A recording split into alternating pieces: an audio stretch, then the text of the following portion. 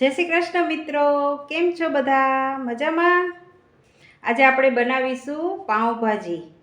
પાઉંભાજી બનાવવા માટે આપણે જે સામગ્રીઓ જોશે એ તમને બતાવું છું. તો મિત્રો, પાઉંભાજી બનાવવા માટે આપણે જોઈશે બટેકા, વટાણા, ફ્લાવર અને એક નંગ નાનું રીંગણું.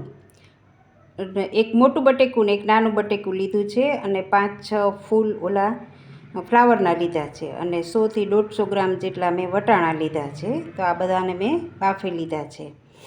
પછી આપણે જોઈશે ડુંગળી, ટમેટાં, પછી આ રૂટિંગ મસાલા બધા જે સૂકા, પછી પાઉંભાજીનો મસાલો, ધાણા જીરું, હળદર, મીઠું. આ છે આદુ મરચાં લસણની પેસ્ટ.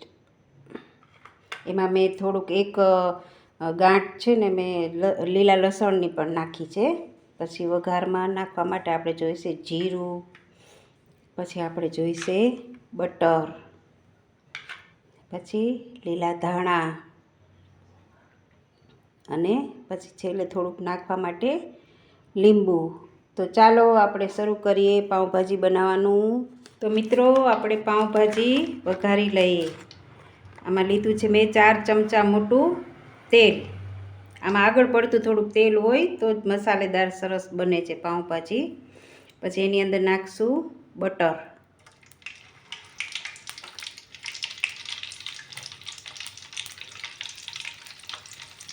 નાખી દઈશું જીરું,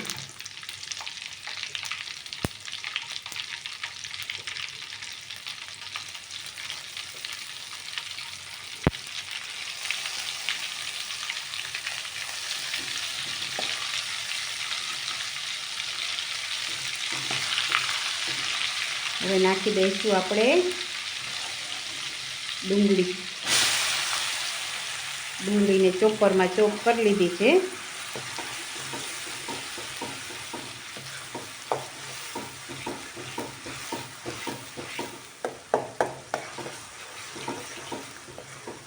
હવે ડુંગળીને બરાબર આપણે પાકવા દઈશું. હવે ડુંગળી આપણી પિંક કલરની થઈ ગઈ છે. હવે નાખી દઈશું આપણે એની અંદર આદુ મરચાં અને લસણની પેસ્ટ.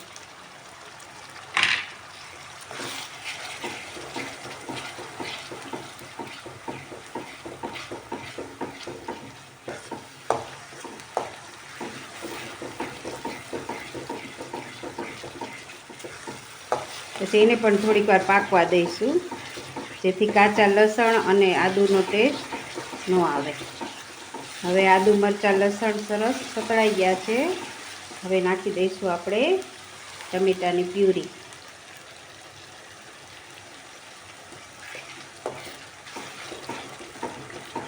એને પણ આપણે બરાબર પકાવી દઈશું. હવે ટમેટાની પ્યુરી પણ સરસ પાકી ગઈ છે. હવે આપણે એની અંદર નાખી દઈશું હળદર, મીઠું અને મરચું.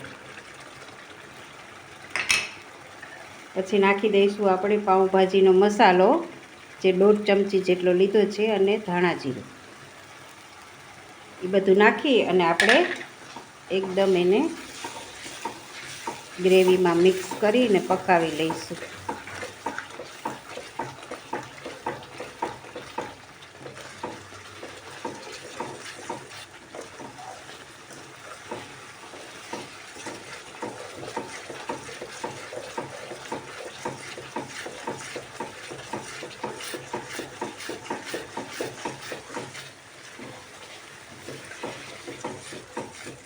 મસાલો આપણો બરાબર પાકી ગયો છે સરસ. હવે આપણે એની અંદર નાખી દઈશું બધું બાફેલું શાક છે ને.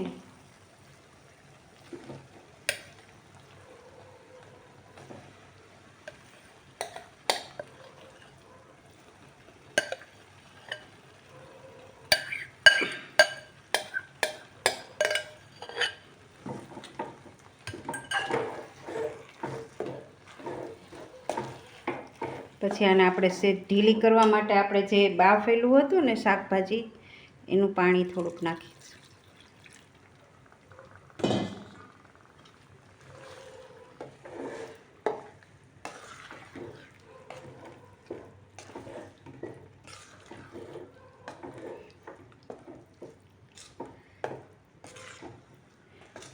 આજે પાઉંભાજી છે એ રાધાબેન માટે સ્પેશિયલ બનાવવામાં આવી છે, જે મારા સબસ્ક્રાઈબર છે. અને એમને કીધું તું ભાભી પાઉંભાજી તમે બનાવો. મેં કીધું હા ચોક્કસ બનાવીશ. તો રાધાબેન તમારા માટે પાઉંભાજી તૈયાર થઈ રહી છે, જોઈ લેજો. અને જમવા આવવું હોય તો આવી પણ જાઓ. રાધાબેન છે એ નગરપાલિકાની અંદર જોબ કરે છે, ઓખા નગરપાલિકામાં, જે મારા મિત્ર છે જૂના. હવે ભાજીને આપણે ધીમા તાપે ચડવા દઈશું, એટલે સરસ બધું અંદર મિક્સ થઈ જાય.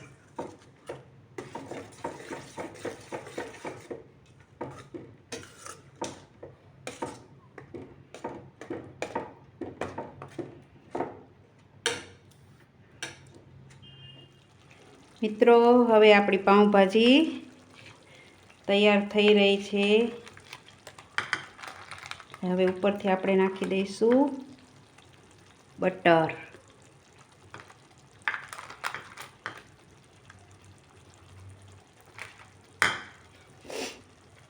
પછી નાખી દઈશું વાલા વાલા ધાણા.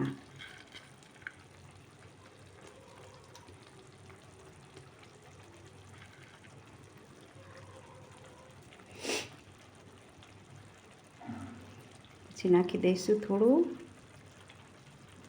લીંબુ, થોડું ટમેટા નાખ્યા છે ને.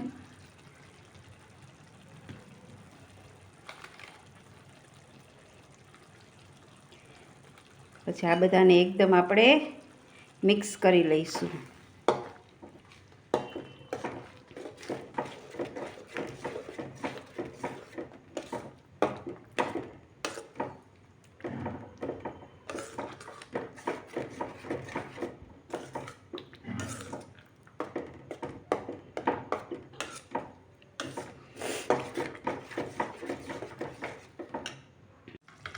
તો મિત્રો આપણી ભાજી થઈ ગઈ છે તૈયાર. ચાલો મિત્રો આપણી પ્લેટ થઈ ગઈ છે તૈયાર. જે ભાજી, પાઉં, પાપડ, લીંબુ, ડુંગળી, ટમેટા અને છાશ. ચાલો બધા જમવા જલ્દી જલ્દી, તો ઠંડી થઈ જશે.